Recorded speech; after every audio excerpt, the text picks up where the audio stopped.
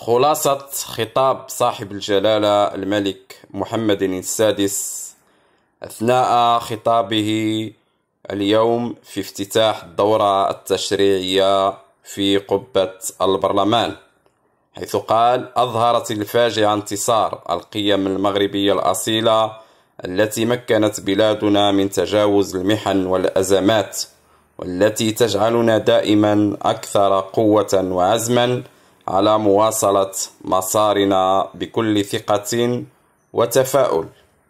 إن ما يخفف من مشاعر الألم ويبعث على الاعتزاز ما أبانت عنه فعاليات المجتمع المدني وعموم المغاربة داخل الوطن وخارجه من مظاهر التكافل الصادق والتضامن التلقائي مع إخوانه من منكوبين.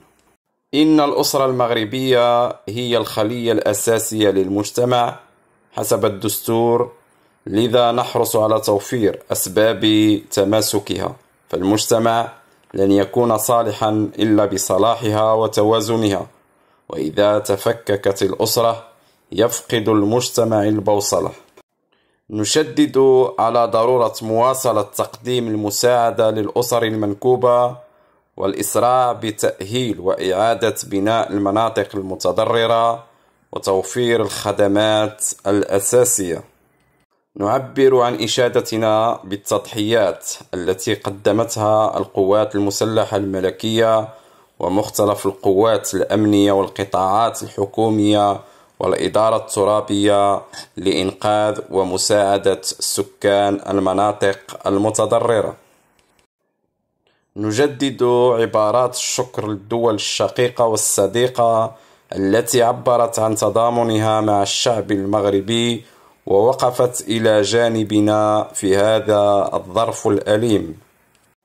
سنشرع بعون الله وتوفيقه في نهاية هذه السنة في تفعيل برنامج الدعم الاجتماعي المباشر وتجسيدا لقيم التضامن الاجتماعي الراسخة عند المغاربة، فقد قررنا ألا يقتصر هذا البرنامج على التعويضات العائلية فقط، بل حرصنا على أن يشمل أيضا بعض الفئات الاجتماعية التي تحتاج إلى المساعدة.